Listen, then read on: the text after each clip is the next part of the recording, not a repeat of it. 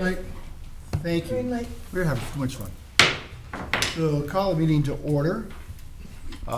Today is June 23rd, 2025. It's 9 a.m. We are in the Mountains View City Hall Council Chambers. This is Rice Creek Watershed District Board of Managers regular meeting. I'll let the record reflect that Manager Robertson is not present. She had other responsibilities, and this was prior notice. Otherwise, we are all here. Looking forward to your meeting. So let me, first of all, do the open mic. We've changed our process, which provides that any Rice Creek Watershed District resident may address the board in his or her individual capacity for up to 3 minutes on any matter not on the agenda.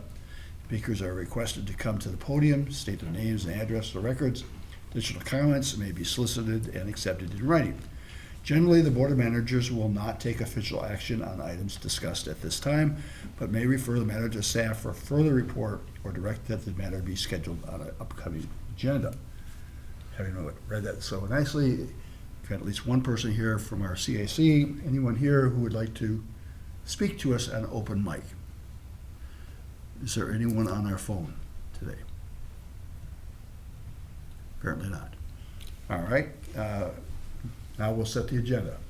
Yes, President Bradley, staff would like to add 2 additional items. One item, the first, an additional item under discussion and information items, 2026 Stormwater Management Grant Program Guidelines. That is the email that you received from David from our office. And then number 2 as well, which is under informational items, open meeting law update, Mr. Kolb. Also note, without Manager Robertson present, you'll need to appoint a secretary pro tem. Oh, yes. Andrew Wagman, will you be so kind? I'd be happy to unless I have to. Oh, yes, in which case we will appoint yet another one. Okay, yeah. All right, so we have, I have appointed a secretary pro tem. So our next item is approval of minutes, and without Manager Robertson here, I will see if I can move this along as she does so artfully. We have the June 9th, 2025 workshop, and I'm going to move that along with the June 11th, 2025 regular meeting minutes. I'll second that. Any discussion? Yeah, I would just like to say I'm going to abstain. I was absent from both with Okay. medical reasons. All right, that's not necessary, but we accept that, certainly. All in favor say aye. Aye. Any opposed? Abstain. Abstained, and 1 absence. So that takes us then to our consent agenda, and Patrick, you're up. Yes, good morning, Board of Managers. Staff have 1 application for your consideration today. Happy to answer any questions. Any questions of Patrick? We have a motion then. Mr. Chair, I would move to approve application 25-061 on the consent agenda as outlined at the table of contents in accordance with the Rice Creek Watershed District Engineers' findings and recommendations dated June 13th, 2025. And I will second that. Is there any discussion? All in favor say aye. Aye. Any opposed? Passes. Which takes us all the way up to Anoka County Ditch 72 petition for partial abandonment. Mr. Schmidt, I believe you're up. Thank you, Mr. President. Board of Managers, before you today is a petition for the partial abandonment and reroute of section of ACD 72 in Lino Lakes. So the process here would be that you would consider the petition, which is on, forgive me,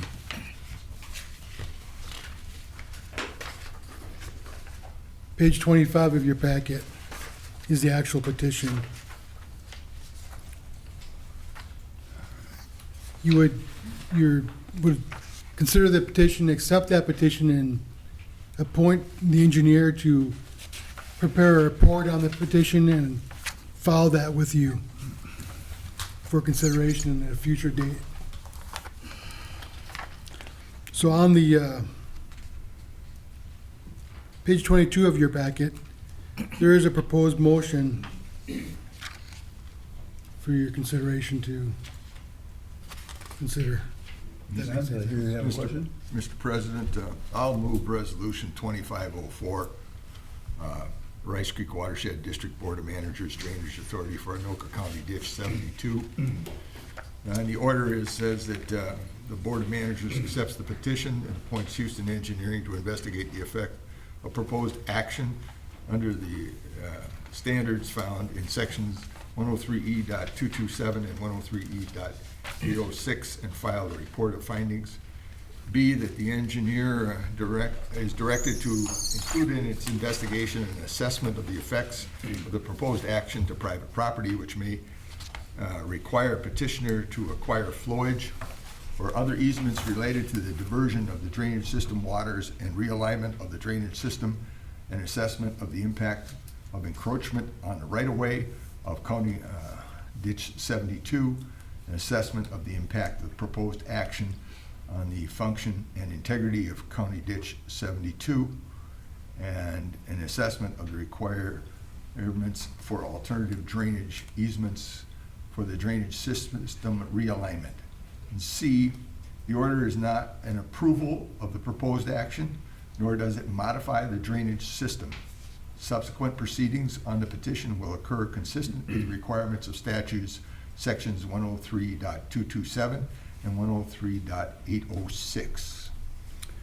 So. I'll second Appreciate that. that. Is there any discussion? So roll call. Bradley, yes. Robertson, absent. Wagaman? Yes. Waller? Yes? Wynant? Yes. So it passes. Thank you. And John, thank you for reading all that into the record. I appreciate that. Well, Mr. President, to be clear, we're not changing anything. We're asking for an investigation. I want to make sure that's clear Yeah. and to what we're investigating. Right. Thank you, sir. Awesome. That takes us then to Anoka Washington Judicial Ditch 4 work order. Tom, once again, you got the floor. Thank you, Mr. President and Board of Managers. For your consideration, there's, pardon me while I get through this booklet here. There's a work order for Rybeck Incorporated to do some maintenance on JD4 through adjacent to Browns Preserve in Columbus. This section of the ditch was rerouted to support that, excuse me, I finally get the page, to support that wetland bank that we created, or you created. And the ditch has now become so filled with cattails along its reach that it's in need of excavation. So we are presenting this as a maintenance project, but it is a large maintenance project, so coming to you for approval of the work order. So, go ahead, John. Well, Mr. President, I was going to make the motion for it for the discussion. Okay. Mr. President, I'll move the approval of the public drainage system repair work order for the Rybeck Company, section Anoka, Washington, JD4, as outlined and directed by the staff in District Drainage Department Repair Report 25-043, estimated at $59,925. And I will second that. Is there any discussion? Yes, Mr. President, I was up on this road about a week ago, and it was a disaster. I also tell you, I was there last Friday, where it looks like they filled in the rumps. I personally would not take any tandem truck over that road when I saw it on Monday or Tuesday. It was horrible. 3/4 of a mile, entirely along the wetland bank on the east side of Elmcrest Avenue and 145th Northeast, as they call it in Anoka County, to go west. So to me, it was in a dire need. And I just want to also point out here that I think that what is in this order is, as I understand it, is to reinforce the berm. It separates, the water from the new part of JD4 when we rerouted it, that goes into the wetland bank. And to remove the upstream, there's 2 weir structures in there right now, not the downstream one that keeps the water in the wet bank, but the upstream one. And as we reinforce that berm, And let me look at one more thing.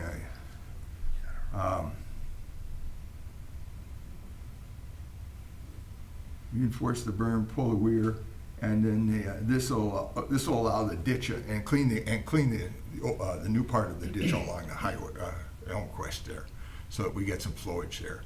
It looked like to me that the water from the wetland bank is maybe going out underneath the road itself. That's why it was so soft. I mean, I hadn't seen a road like that in its shape for years.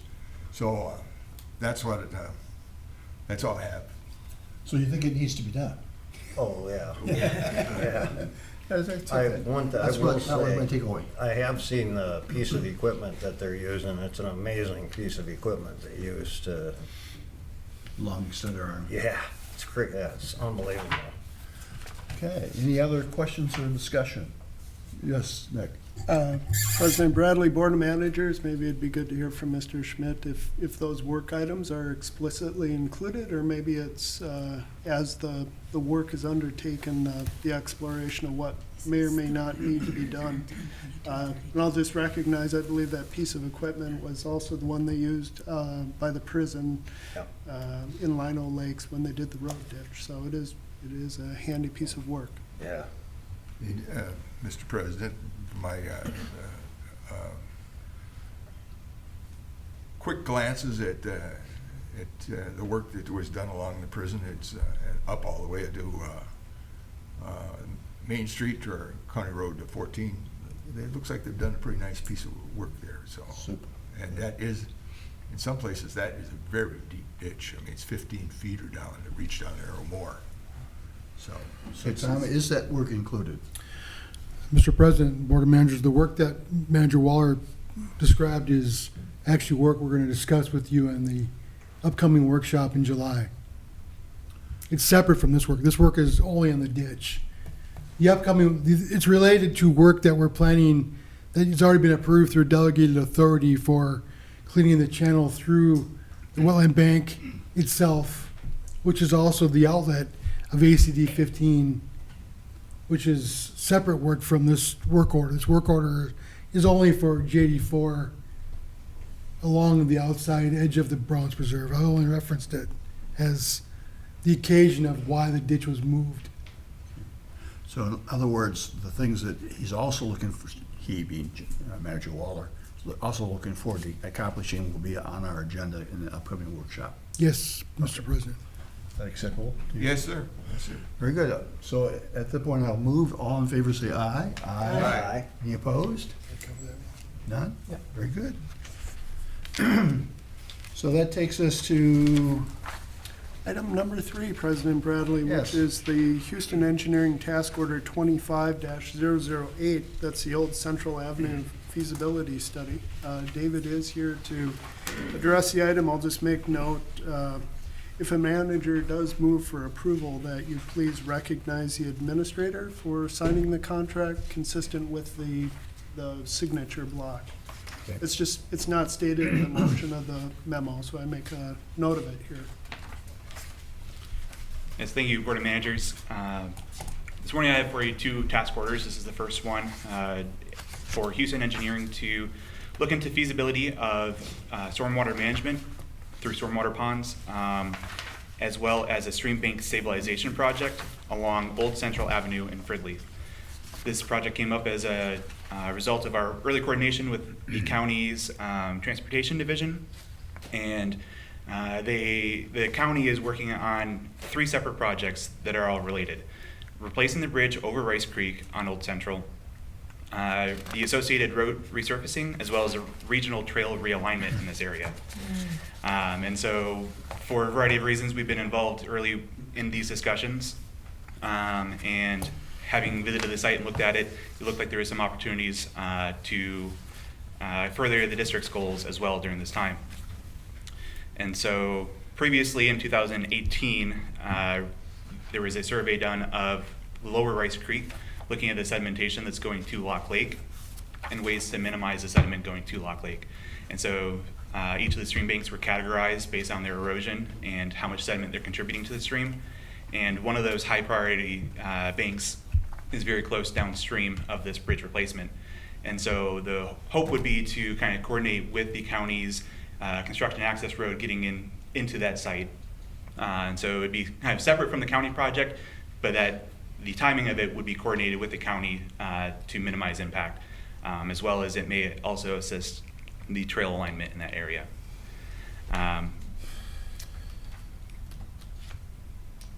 So the task order does have a outlined deadline for September 30th, 2025, and this task order would be assigned out of the 6003 Lower Rice Creek Water Management Project and work within the 2025 approved budget for this line. If there are any questions, I'd be happy to help you answer those. Matt also has been involved and may be able to speak to some of the stream bank stabilization as well. Any questions? This is where that Norton Creek, that buried pipe or ditch or whatever it was, flows into the into Rice Creek, correct? Correct. Right in that same general area, right by Medtronic there. By Medtronic. Yeah. Yeah, this is south of where we did the stabilization before, or, actually, we did some actually south of that, East. didn't we? East of there. East of it, okay. But yeah, so continuing in, we have done stream bank stabilization projects throughout this area. Yeah. That bank was not stabilized due to the access issues. Okay. And so now this would have potentially allow us to have the access that we wouldn't have otherwise had. And so taking advantage of those opportunities.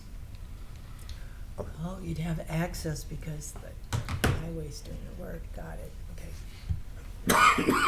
Any other questions? Mr. President, so it says bridge replacement, we're talking about culverts, aren't we? There's currently 2 culverts and it's gonna be replaced with a bridge. Very good. Any other questions? If not, as I understand the request from our administrator, I would move we approve to authorize the administrator to approve. Here again, let me try this again. I move that we authorize the administrator to approve task order 2025-008 Old Central Avenue feasibility study for Houston Engineering, Inc., not to exceed $26,000. I would second that. Any further discussion? All in favor say aye. Aye. Any opposed? Passes. Thank you.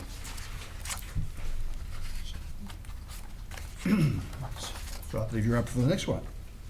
I am. So the next one, I imagine, if I could speak for the administrator, would probably also want a similar language added Yeah. to the motion. But this task order, 25-11, is for JD3 Clearwater Creek. Previously in our meetings, we accepted a grant through the Bowser's Watershed implementation funding for this project, and now this is the task order to accompany that work. And so again, this is working on Clearwater Creek, or JD3, that flows from Hugo to Lino Lakes into Centerville before it empties into Peltier Lake. And this would be completing the final design for the proposed feasibility work that was completed.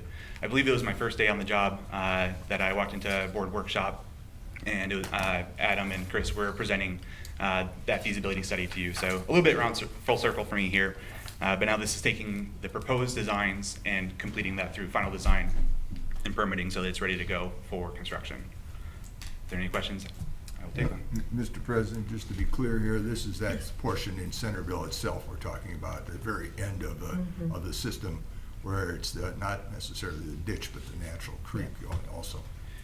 Yes, I believe is Yeah. the main street. Yeah.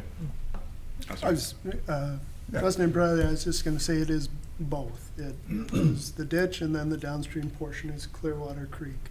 And to the point of it being in Centerville, this is a heavily urbanized area, and the work will involve potentially easements. That's not a part of this task order, but as the concepts develop further and those plans come into focus, we'll probably be back to you to discuss the easements or an additional task order, or how to obtain and make those certain. That was my comment. I believe Mr. Otterness has a comment as well. Yeah, Mr. President, also just want to note that this extends into Lino Lakes a bit as well. So this goes all the way up to 35E. So 35E basically all the way down to Peltier Lake. And other thing I'll note too is that with regard to the easements and property rights along there, one of the early components of this would be having meetings with Lino Lakes and Centerville to talk with them about the scope of the project, get information they have on their easements, because they do have both of the cities have easements along there. And we'll get a handle on exactly where those easements are in relation to where the project is, and be able to form fit the project to try to limit the amount of easements that would be needed to be acquired as much as possible. But certainly there might be some needed, just depending on what kind of available easements there are right now. Mr. Chair? Go ahead. So the $110,000 is for the pre-work before you actually go in and, The final design, it is The not design. construction, correct? okay. Mr. Chair, I'm willing to move this motion, and then I do have comments about the funding. So would you like the comments first before the motion? We will go ahead with the motion. Okay. And we just- I move to approve Houston Engineering's. So you got to do magic language, you got to move to authorize the administrator. Okay, got it. I move to authorize the administrator to approve Houston's Engineering Task Force Order 2025-011, JD3 Clearwater Creek Channel Restoration Final Plans not to exceed $110,000. I'll second that. Any discussion? Is this one I should say? Sure, Yes. go ahead. Okay.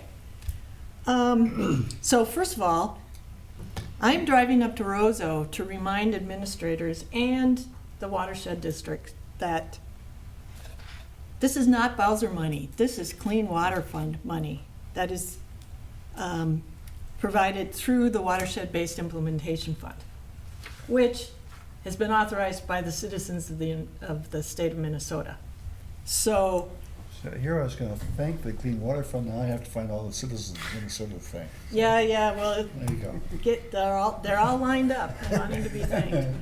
Okay, so we need to be very clear on all these projects where this funding comes from. So the money that we're using now to do the planning, are we going to go into project implementation money, Nick, to do the work? I'd say it's a combination of the two. Obviously, it'll rest on the WBIF detail Right. in that agreement to accept the money. So you make a valid point of making sure that the Clean Water Fund is identified in our promotional items. Yeah. Did I answer the question? Or- No, the question is, so we've done the plan, and now it's time to do the work. So then do we go back to the 40-60 split? Is it, This is for the design. Maybe, David, could you clarify that? So this is for the design being paid through the Clean Water Right, Fund. got it. Managed by Bowser. Yeah. And talking then to Bowser future about this. construction will be either through grant funds or potentially other grant or district funds being allocated. But of course, we'll seek grant funding should they be available. If I can attempt to, I hope, clarify, it's my understanding that we have previously, as a board, received a report from Houston Engineering with various options, and this is now the next step, which is to turn the results of that work into an actual plan, and working with our partners and community, determine final costs, which would all come back to us then for another round of approvals when we actually approve shovels in the dirt. And Right. then we look for funding. So, Yeah. Mr. President, let me see if I understand this, because now you've confused me enough. How could that happen? The clean water money, which Manager Marcy's concerned about, is paying for this study to develop the final plan. Is that correct? Final plans, correct, Right. and permitting. The construction, the actual digging of the dirt, that funding hasn't been totally determined as of this time. Correct. It could be another clean water grant. Correct. It could be ad valorem taxes, as the plan yes, says. thank you. Yep. You know, and so there's various ways to go. Yep. Now, am I unconfused? I hope so. That's the way I understand it. So at least three of us are unconfused in the same direction. And then the reason the watershed-based implementation fund money is being used for this project is because the watershed group have given this as a priority project. It's been identified as a watershed concern, and there's been agreement that this is probably one of the highest priorities for the money. Yes, that's correct. So Yeah. the district hosts convene meetings. Yes. And various partners have specific roles and have voting rights and are able to propose projects, vet the projects, and then they decide and propose the package then to Bowser for the administration. So I just practiced my presentation today. There you go. You had your hand up. President Bradley, I was just going to echo or state what David did. So I Okay. think we're in good shape. I'll tag on to that and just say that the earlier in the system we can address sedimentation, erosion of the banks and stuff, the better. This prevents it from going downstream and into the lake. This is an area of high volumes where our regulatory program addresses that as new and redevelopment occurs as well, so. Mr. President, I'll call the question. All right. All in favor, say aye. Aye. Any opposed? Passes. Thank you. Thank you.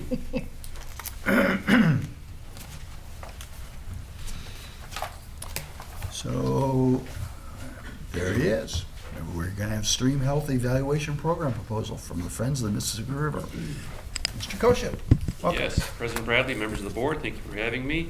We've got some materials beginning on page 46. As you said, this is for the Stream Health Evaluation Program. I'm here seeking authorization from the board to proceed with a contract with the Friends of the Mississippi River. They are a nonprofit to run the Stream Health Evaluation Program again in 2025. So the Stream Health Evaluation Program, as I said, this is run by Friends of the Mississippi River, but it is a volunteer monitoring program that's run within the Rice Creek Watershed District. It's been around since 2006, so it's been running for a really long time. The district has been sponsoring it since then. The purpose of this program is to collect biological data in our streams in the Rice Creek Watershed District. So more specifically, macroinvertebrate data. In the packet on page 46, there is a picture, actually a drawing, of an example of what some of these macroinvertebrates would look like in our streams.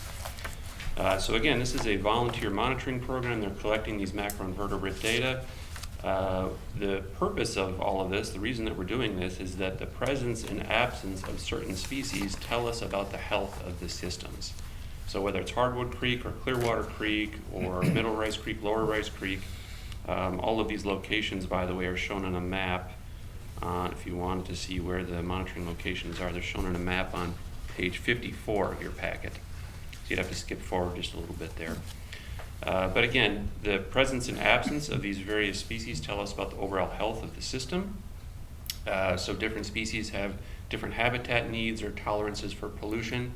So the data that we collect tell us about the overall health of the system.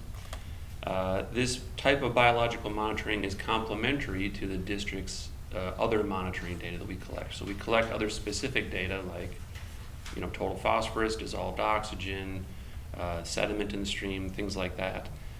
Those are all specific things, but the biological monitoring data is more holistic. It tells us about the overall health of the system. Probably the most valuable aspect of this program at this point is the longevity. 19 years, I think this would be the 20th year. We were just talking about that. 2026 will be 20 years. Okay, yeah, so we're just about there. So the longevity of this program is, at this point, one of the most valuable parts of it, especially as we're seeing perhaps some changes in our climate in recent years. I know a couple of the sites have completely run dry, making them impossible to sample. That has obviously a big impact on the data that we collect there. But the long-term trends that we're seeing at these sites are very valuable for us over time as we continue to do management projects and hopefully see improvement, positive change. So the Friends of the Mississippi River is requesting $24,000 to administer this program in 2025. They also kick in some dollars. I think the total cost is a little over $26,000. These costs were anticipated, and they are part of the 2025 approved Rice Creek budget. So this is not, quote unquote new money. This is part of the approved budget. There is a motion on page 47, but before we get to that, we do have a visitor today, Terry O'Connell, who is on our Citizen Advisory Committee and a very long-term volunteer in the SHEP program. Terry, if you wanted to say a few words about the program. I did not know. Hi. Hi, thanks for letting me come in. I have been with SHEP since the beginning, and so it's good to see. I brought along some literature. If you guys want to see it, I made 10 copies. It's nothing big. I'll just put it up there. Read it at your leisure. But one of the most, I think you all feel the same way, we have to leave the next generation in as best possible way we can. And so by doing this and getting down and looking at it and actually looking how the invertebrates are, it means a lot to all of us. That's why we're doing it. And it's just, don't discontinue. Give them more money. One guy had a hole in the boots that they lent him this year, so it's just the way it is. So, but yeah, they lend us equipment, Friends of the Mississippi, and so mine I personally just got waders. So yeah. Thank you. I'm just Your going to question this. is- I do. Yeah. Where are the volunteers from Rice Creek, or are they all over the Mississippi watershed? Most of them are in the Rice Creek area. We have a few that aren't, that have moved out of it, but we value them, and so we have them. Great. So yes, we're very fortunate, especially I'm in Team 1, and the information I've got here for you is just those 3 creeks that I feel comfortable about. So you put on your waders and go get the samples, and then we thank you. store them, and then we go to the lab and we look to see what's there, and so it's very interesting for us. So for us, Thank you I don't know very everybody much. else. Okay. Well, thank you, and I'll just put this up here. That'd be fabulous. Thank you. There are 10 there. So. Appreciate you coming. Thank you. Thanks. Thank you, Matt, Terry. back up. I'll make one additional note here. Terry mentioned that the last part of the volunteer monitoring program is identifying the invertebrates in a lab at the end of the season. And there is a quality assurance, quality control process that goes along with that. That's administered by Bolton and Menk. They have a professional biologist review a subsample. And they've been finding that the accuracy is 95+%. I think the past couple of years, 99% accurate. So these volunteers really care about the work that they do, that's for sure. So again, the motion is on page 47, and happy to answer any questions that the board has. All right. Well, I will move to authorize the administrator to enter into an agreement with Friends of the Mississippi River for the Stream Health Evaluation Program for an amount not to exceed $24,000. Is there a second? I would second that. Any discussion? All in favor say aye. Aye. Any opposed? None. Thank you. Thank you both. So I guess we are up to Ramsey County Ditch 4 repair. Is that correct? And Tom, I guess you're up again. Thank you, Mr. President. Board of Managers, for your consideration is Valdez Lawn Care and Snow Removal LLC's final pay request for the Ramsey County Ditch 4 repair project, and it closes the contract. You recall this repair was finished in 2024, but we had held retainage to ensure that there was proper vegetation restoration. That restoration has been completed, so we're recommending that we close the contract and make a final payment. And with that, the engineer, Adam, will give a short presentation on the outcome and results of the project. Oh, great. Adam, you're up. Yes, give us a moment. We are trying to work through a screen share. I have a short presentation to share with you with kind of our closeout presentation for Ramsey County Ditch 4. President Bradley, Yes. as we wait for the that connection, I'll just make note, this was a project, we had 2 citizens, 2 landowners on the system came in, they were concerned with the work or the extent of the work, et cetera.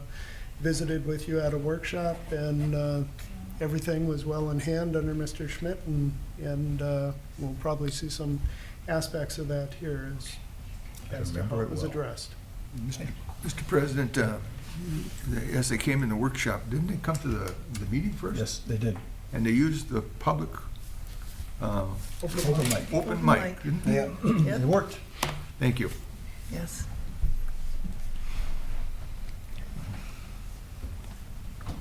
And they couldn't say enough of nice things about Abel and their other staffers.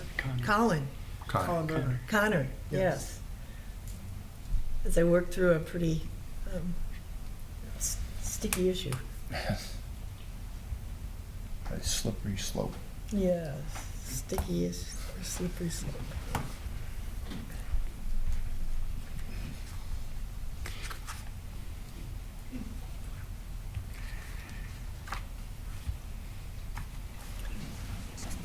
While I was waiting for that, I redo the check register. While you get yourself ready, we're gonna go on and do the check register if we could. Okay. So, Mr. Chair, I would move approval of the check register dated June 23rd, 2025, in the amount of $226,183.84, and the June interim financial statement prepared by Redpath and Company. Is there a second? Second. Any discussion? All in favor, say aye. Aye. Passes. Staff reports? Any comments? Certainly. Go ahead. Just, they're there. Anyone have any questions about the staff reports? All right. President Bradley, we could move to administrator updates if you'd like to continue with the We direction. want to do July calendar next. Okay. How does it work? Oh, yeah, July calendar, page 111, 112. No CAC meeting. You don't have to go to a CAC meeting in July. Anything notable here? And, Mr. Chair, depending on what we hear about the remote meetings, I will not be in person on July 7th for the workshop. Well, you're going to hear good things about that. Okay, I hope so. Okay, so administrator update. Yes, President Bradley, just a couple of items. I'll note that the district, and you'll see in the expense tabulation, has purchased a new trailer to assist with our management of the public drainage system and facilities. We've acquired a trailer to carry the mower and the sprayer and the ATV off-road vehicle thing we use to tow it. So an update there. I'll note the Anoka County Ditch 5362, Branch 5 and 6, Water Management District. We had a charge memo, and there was some discussion by the board. Manager Robertson noted the city had updated zoning maps, and we might consider those. Houston has amended their memo to reflect those couple of maps that the city had moved forward with. There is under the potential deferred charges, there is a slight increase to note there, but otherwise, you'll see that in the future here when you actually order the project or consider the project for implementation. I'll note there's no projects and practices grant this year from the state. This is the one that we've used in the past for our capital projects, Lower Rice Creek, Centerville Elm Project, Bald Eagle, Iron Enhanced Sand Filter, et cetera.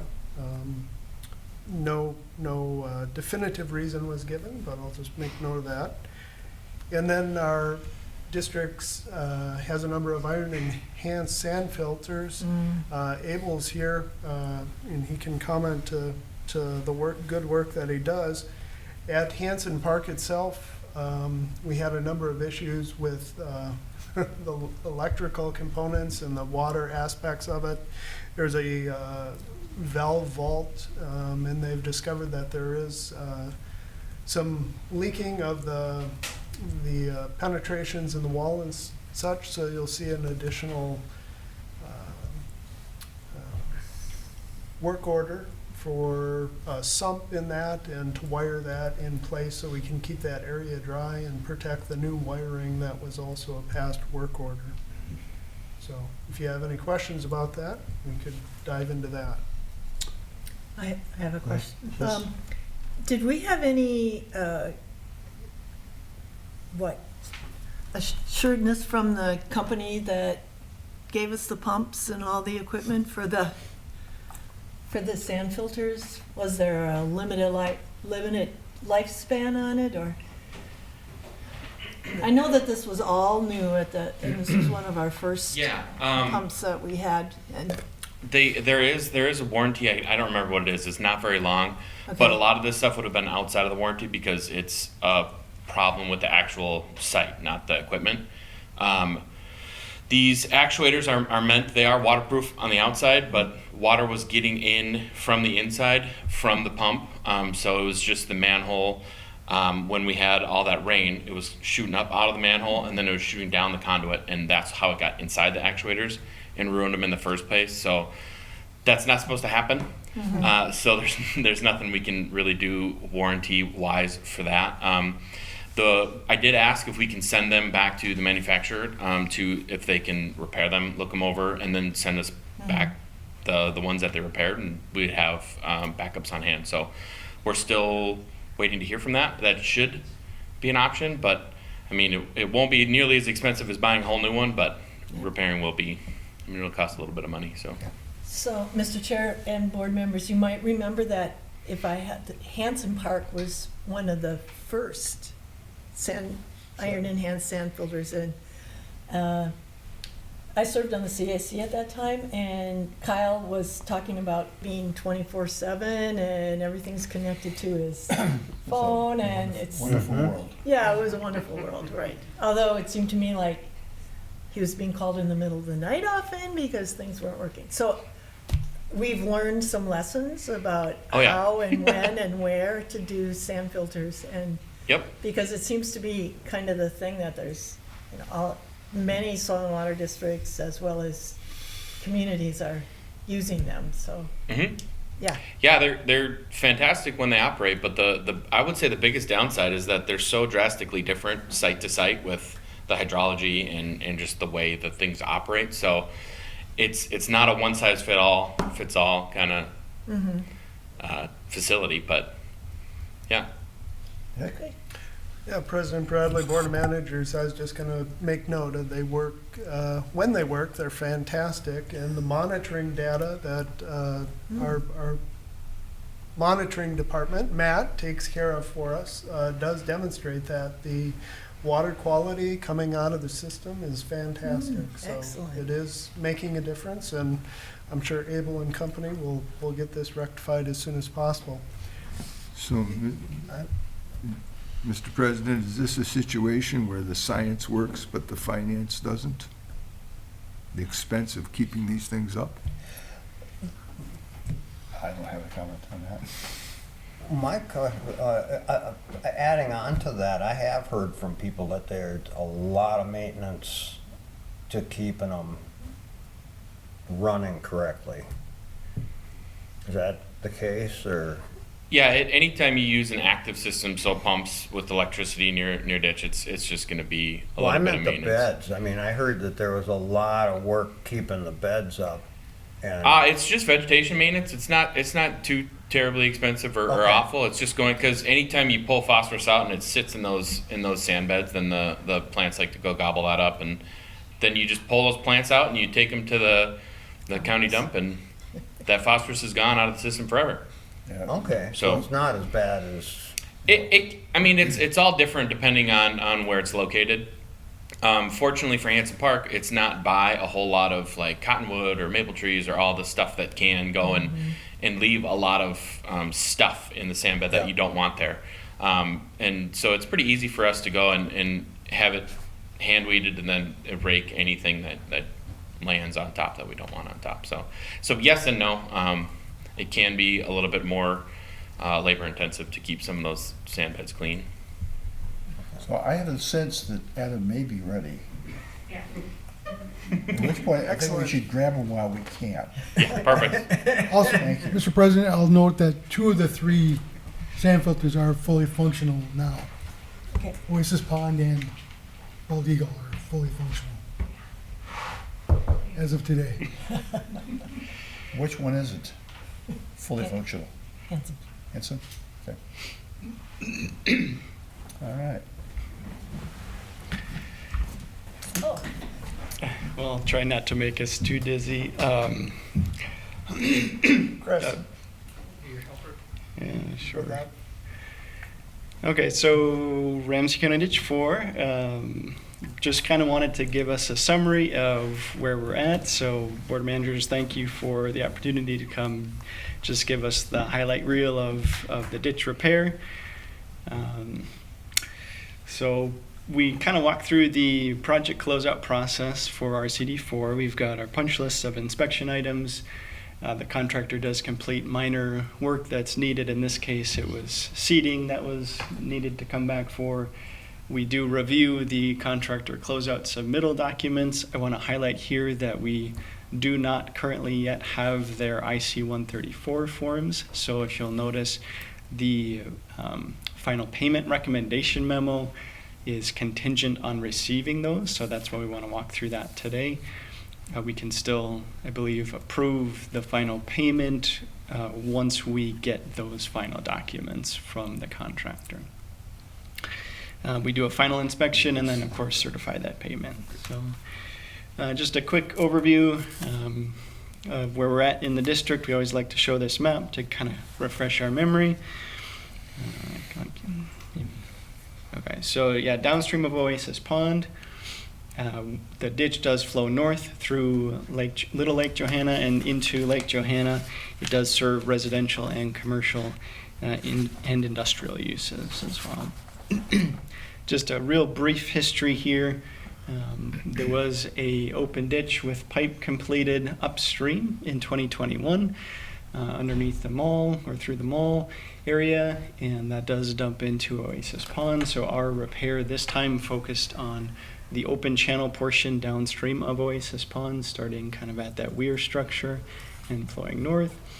The issues were access and excessive tree canopy, so that was shading out the ditch banks, and we were having trouble getting anything really growing there. So those were our main 2 issues with the ditch. And then downstream, when you get kind of between Little Lake Johanna and Lake Johanna, there was some bank stabilization issues that we wanted to address. Quick timeline, we've already partially walked through that, but this is kind of the culmination of many years of work on this ditch, and so it's kind of fun to finally be at this point in 2024 where we did the actual repair work, and now in 2025 when we're getting ready to close it out. So I just want to show us a few pictures of the project itself. Some of these we've seen once already as we did a mid-project update, but I'll show them to you again anyway. So I can certainly send these later for a more clear picture of what we're showing here. But there was lots of good construction work, lots of tight areas, and homeowners' backyards right up to the ditch. So working with a lot of construction matting to protect that those yards, some long reach excavators pulling trees down, chipping trees on site as they were being pulled down. Gets kind of messy, of course, during construction. A little bit hard to see, but lots of just tree removal work happening. That's what the main bulk of the work was in this case, was tree removals.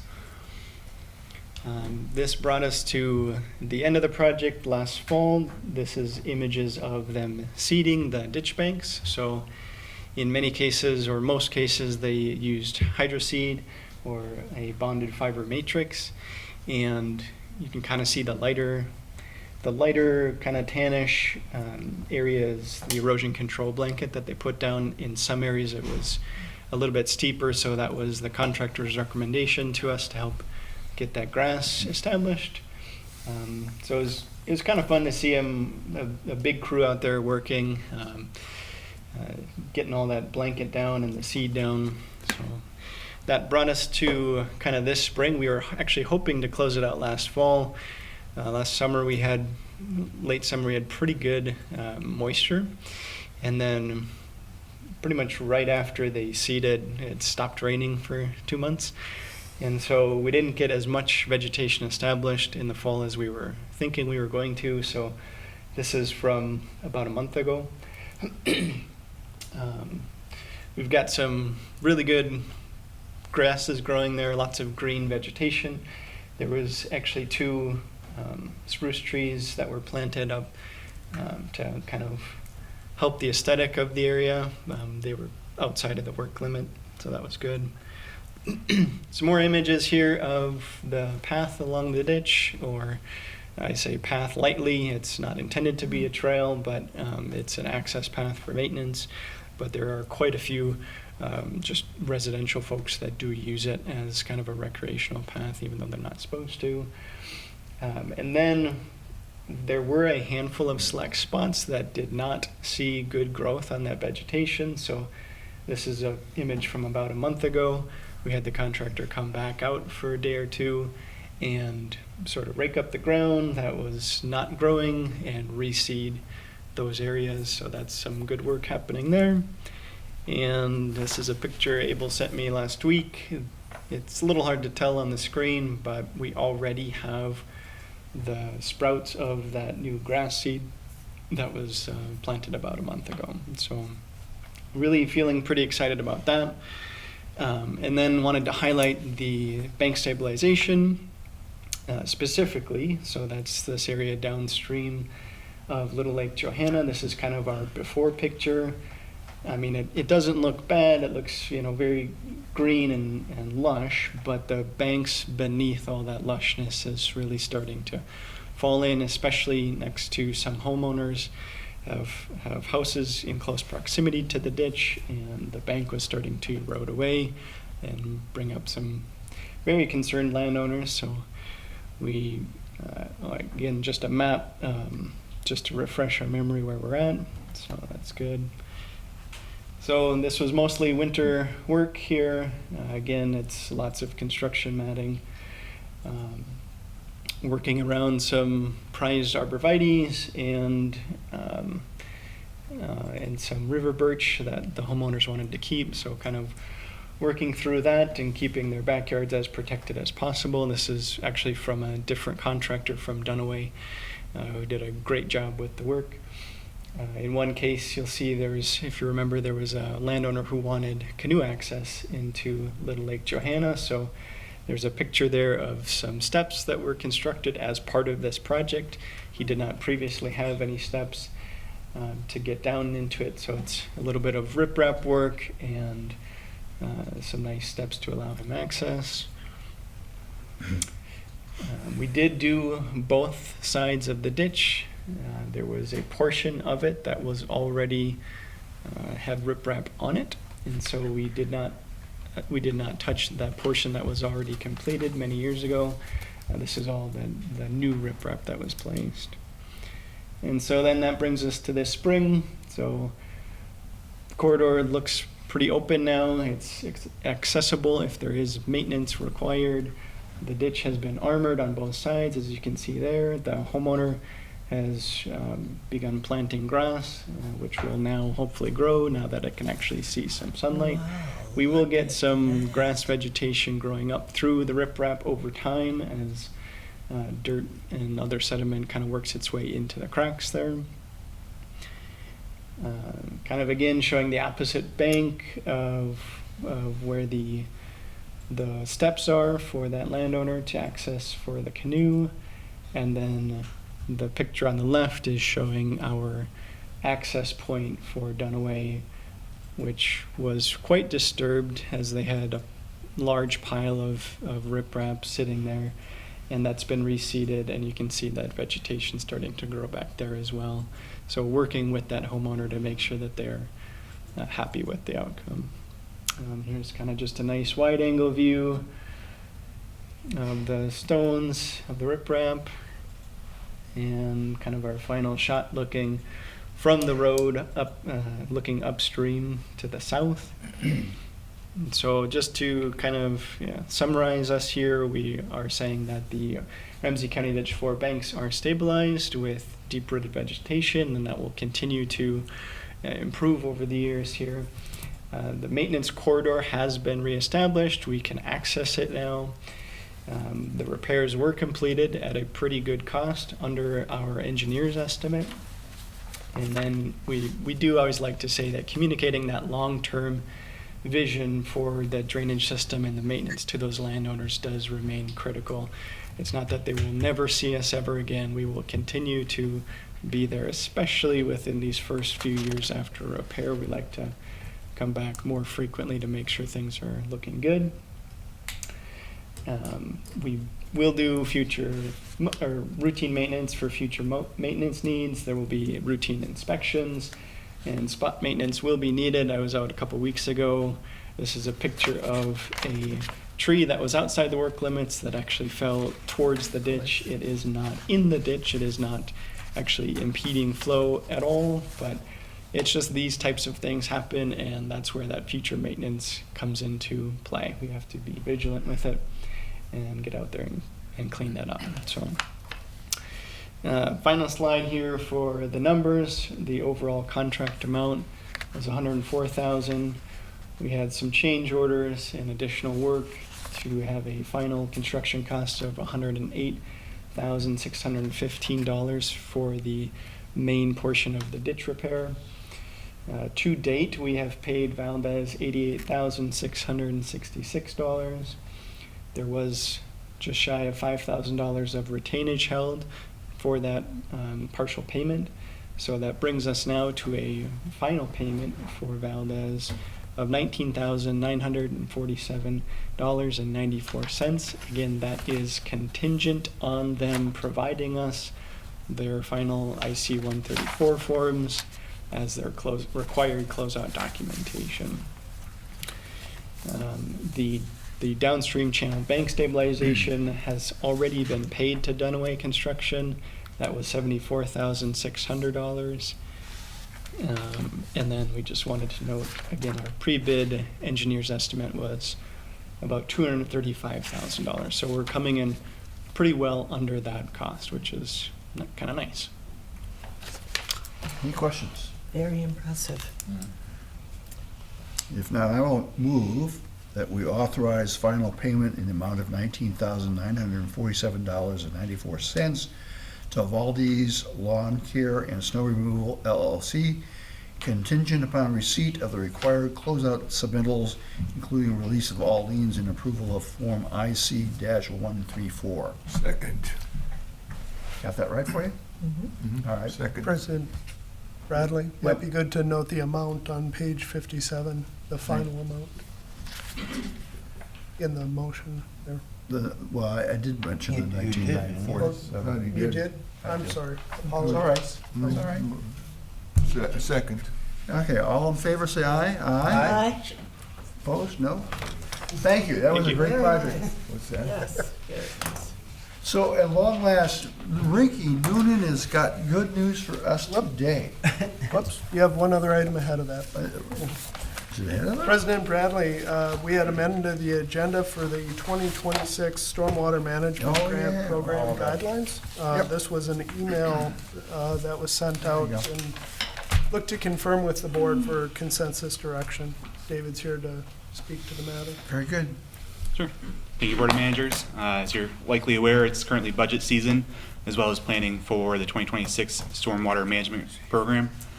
And so recently we've been discussing regional stormwater pond maintenance, as well as street sweeping, and talking about how those programs might exist within the district or might not.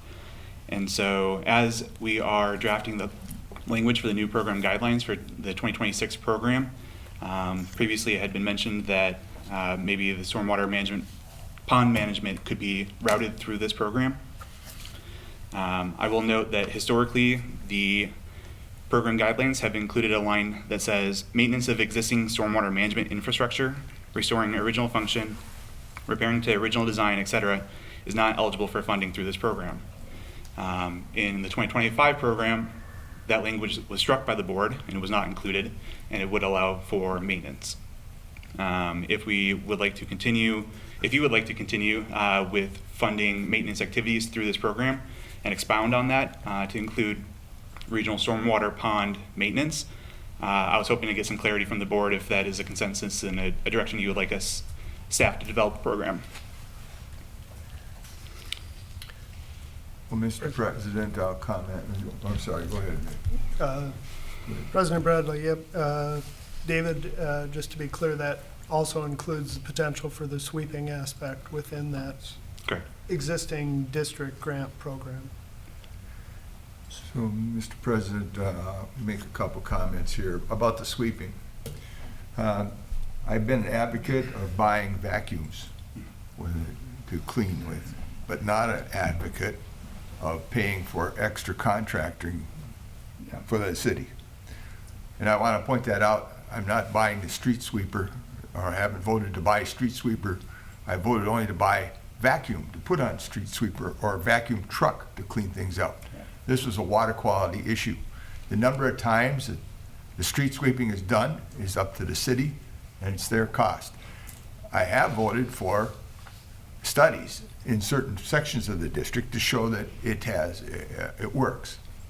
And one of the things I wanted to see, and I hope the district will do this, I think we're a little remiss so far, is that when we have made agreements with Forest Lake and Hugo, that we, as the district, take the initiative and be aggressive in contacting the maintenance departments to find out what days they are actually out there doing the street sweeping, so that we can go out there and get some samples and find out just exactly how much phosphorus is actually taking out. Now, I realize there are studies that have been done by the different universities across the country, but I'd like some actual on-the-ground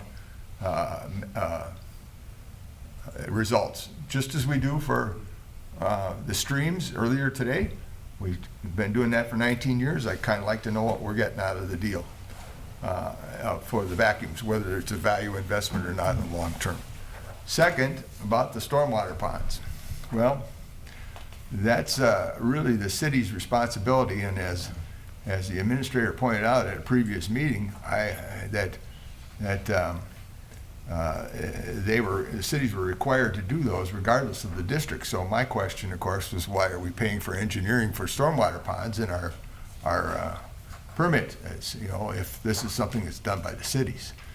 So that's what that's a cost savings to me. I don't see any reason why the district should be requiring stormwater ponds and get involved in that. Because I recall quite a long time ago when we were going through old permits, we had 400 or so at the time. That's when we discovered that the first bus hadn't built their stormwater pond in White Bear Township. And $80,000 later, or $60,000 or something, a couple of years or whatever it takes, that stormwater pond was built. Now, that's because it was on our permit, but it was the city's responsibility, and it really should have been the White Bear Township's cost, but it didn't. And so I say I don't mind maybe talking about giving them some money, but I'd like to see us out of the stormwater pond business if it's not our responsibility. And it only becomes our responsibility because we made a rule as such and a policy. Exactly. So. President Bradley, Yes.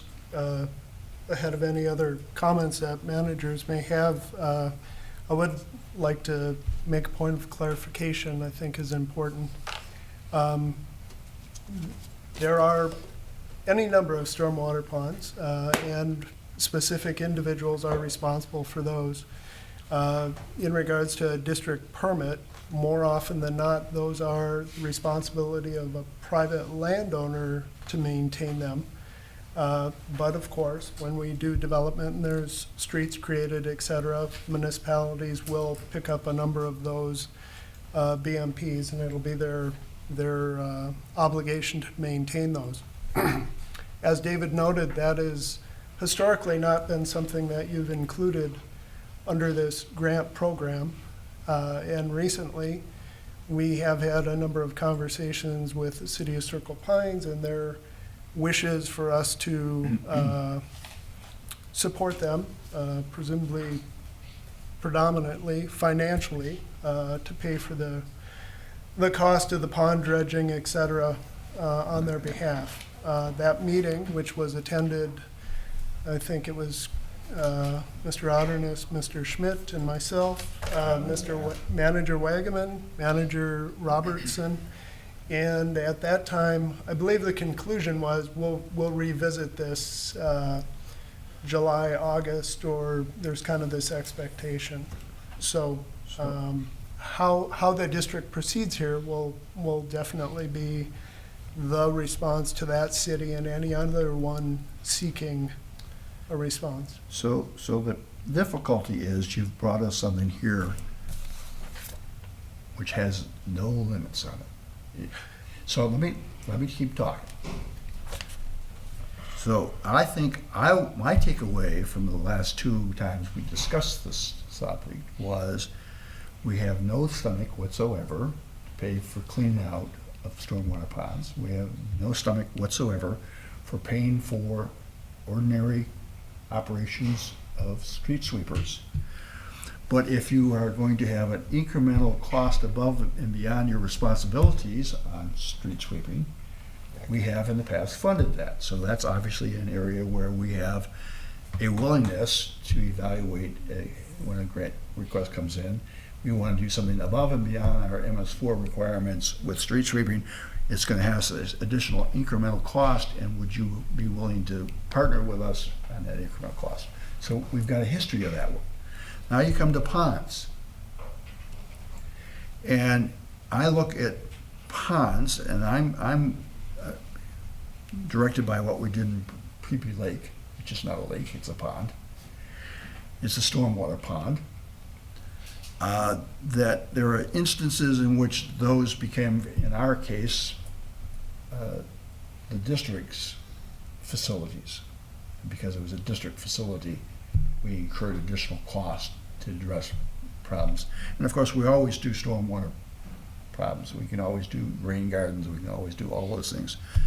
So the issue is, are we open to allowing someone to ask for money? I would say yes, but we should put some shoulders on that. That ability to ask for money does not include that we are going to clean out their ponds, and we're not going to sweep their streets. And when you bring us adequate language, we can tell you if you've hit the sweet spot or not. President Bradley?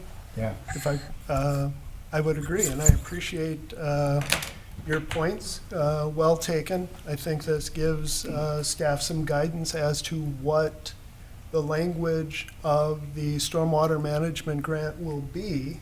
Annually, we come to the board and ask for you to authorize its release. And so here we can be clear in the language that we utilize and have it reflect the comments you made. Presuming that's a consensus of the board. I hear Manager Waller note similar, and maybe other managers wish to speak as well. Go ahead. Go ahead, Marcy. Well, we have an example just down the street, which is this Silverview area, and Niles here, he can certainly give some comments about that, where we didn't clean the pond, but we allowed the clearing of trees and the work around the pond. So, David, how did that fit into the stormwater grant, and is this a template that can be used? Yeah, so that specific project had several components, like you mentioned, not related to cleaning the pond necessarily, Right. but adding additional components to offer additional treatment. Right. And so for those reasons it qualified, as well as the language that was struck that says maintenance of existing facilities is not allowable. That was struck, and so that would now be allowable. And so, yes, a lot of that was above and beyond requirements, and so it fit into the program.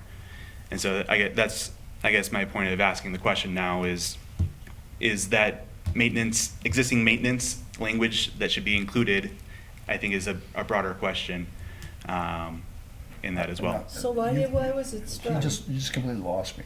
Yes. Yeah, that's Sorry where about I that. was I getting mean, lost. I too. thought you told me we already took that language out. Correct. And so, I mean, that's what I'm asking. So You then, want us to put it back in? if we wanted to do, it was proposed previously that we could do stormwater pond maintenance regionally through this program. Yes. And so that's why I'm Regional stormwater investigating. ponds are a good thing. Yeah, so cleaning out those ponds, it was mentioned that could be done through this program, through modifying this program. And if we turned it into a district facility, then we'd be on the hook to clean it. If we don't turn it into a district facility, we're not on the hook. It's a grant program for which we can make a decision under the Yes. current language. So So why are you advocating we're going to put the language back in that no maintenance of an existing facility is eligible for a grant? Is that what you're asking? Yeah. I'm Because asking the you, language today So when you says, get a win, don't bring it back. Right. yes, Walk away from this. I learned something today. When I got a win a year ago, don't bring it back. Okay? I think there's still some confusion though. Well, so I've told them what I think they need to do. They need to bring language to us. If they want us to broaden this, they need to bring us specific language, and my parameters are, we don't clean ponds and we don't sweep streets. You figure out how to say what we do additionally. Yeah, if there's some value, we'll see it. Okay? understood. I can't do better for you than that. Is the rest of the board willing to entertain that they can come back to us with some language? Oh, yes. There you go. Yeah. You won. I don't know. Thank you. You won. President Bradley, if I, please, just to be clear about staff's position, the workshop discussion included the idea that this program would be the vehicle. And so, Yep. thank you very much. You've given clarifying language as to what is the written word that we will put within what you're looking to authorize release on. And Yep. if you want to change it at that time, we certainly can look to do Yeah. that. So, I appreciate your cooperation with us. This is obviously, it was very clear to me from the last two workshops, this is an important emotional issue for those of us up here, what we don't want to do. What we Yeah. want to do is be good partners. Right, there you go. That was a good way of. Now figure out how to say that, okay? Good luck. we will do our best. Yes, you will. I always do. Thank you. All right. Now for the good news. So, How about if I give you some good news and bad news? I'll give you the good news Oh, first. great. And because the bad news really isn't bad news. The good news is the legislature this year did revisit the open meeting law. They made some substantial changes to the provisions dealing with remote attendance at meetings by interactive technology. They took away the limitation on the number of times in any given year a public member can participate remotely. They took away the requirement that the remote location be open and accessible to the public. And they took away the specific notice requirements for the remote location and instead opted to say that when we adopt our regular meeting schedule, for example, or if we're having a different type of meeting, all we have to say is that one or more managers may attend from remote locations. And we don't need to give any more than that, according to the way the statute is written. This, I want to note for, just for clarity, that this is not a privilege of managers to be able to attend remotely. It is a privilege of the organization to allow that remote attendance. And so this gets us back then to the final recommendation is we probably want to relook at our current policy to make sure that it is consistent with the current law and that it may, and that we adopt something that the board is comfortable with in terms of the board's own control or management or limitations to be placed on this opportunity for managers to attend remotely. I would recommend that we just, if you want to, you could do it today, we could do it sooner or later, just to revoke the prior policy, because then the statute applies. That would then allow us to make modifications, for example, to allow Manager Wynant, if the board so chose, to attend remotely here at the beginning of July, because she'll be out. But in the absence of that action, I think we're reliant on our policy and not the current law. I'd just as soon have the current law control until such time as the board, and we can handle remote participation on a case-by-case basis until such time as the board has a chance to review and modify its or adopt a new policy. Mr. President, I'll move that we revoke our current policy on the remote attendance by interactive technology and use the current state statutes. Second. All in favor, say aye. Aye. Yes. Now Hallelujah. for the good news. Okay, thank you. So the other okay news, we did get served with a Torrens title registration matter. It's a administrative matter, really. There's an owner of property that wants to convert their property interest into a Torrens certificate. This is occurring in Anoka County.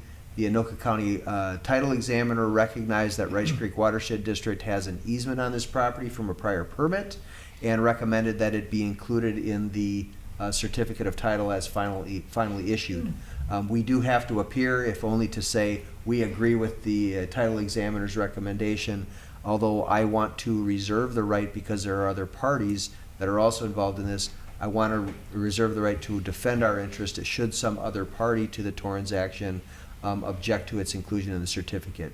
Right now, the applicant agrees with the title examiner's recommendation, so there's really nothing we have to do unless one of those other parties objects to our interest. And I don't see a reason why they would. John, what's the nature of our easement? I don't have the actual documents yet, and we're working with staff to get that. I did manage to get the examiner's report, and it gave us a document number, and so we'll pull it at that point. Mr. President, does the attorney need some authority from the board? No, I think it's just informative. Please keep us posted on that. Do the right thing. Of course. Thank you, Mr. Chair. President Bradley, Yeah. I'll just add that we've seen these before. Typically, it involves a stormwater BMP that's the landowner's placed on the property and involved Rice Creek's, or I should say recognized Rice Creek's authority, and therefore we're given the notice. So certainly appreciate Attorney Kolb looking into it. So, Mr. Chair? Yeah. There are easements on many, many properties, especially along the ditch system, correct? So do we see this on transfer of property along ditch systems also? So this isn't a transfer, Manager Wynant. This is actually just the landowner has the opportunity to take their certificate, their title, which could be abstract, for example, and meets and bounds descriptions, or it could be a number of different documents composing that property interest, and they can have it converted to a Torrens certificate. And what the Torrens system does basically is it gives the landowner a different level of security in terms of the title to their property. It eliminates a lot of unarticulated or unknown claims, and prevents somebody from coming back and claiming them later. And so part of this registration process requires the title examiner, which is an appointee from the courts in that particular judicial district, to actually look through the property record extensively, identify any potential interests, identify the people that may hold those interests, and give them an opportunity to either secure or abandon their interest, quite honestly. So another option here might be, if we look at it and from staff's perspective, there's no longer a need for us to hold this interest, we might go back to the court and say, this can be taken away, we don't need it anymore. But we're just not at that point yet, and we haven't looked at that level of detail into the documents yet. So it's like the certificate of title to your car. He who holds it owns it.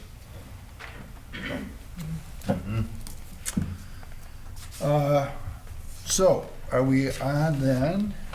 Manager updates. Manager updates. Manager Waller. Nothing, sir.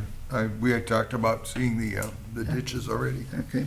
Yep. Manager Wynant. And you know I'm heading north. That's it. Andrew Wagaman. I have nothing. And I have nothing, so a motion to adjourn? Move to adjourn. Second. All in favor? Aye. Thank you. Good meeting.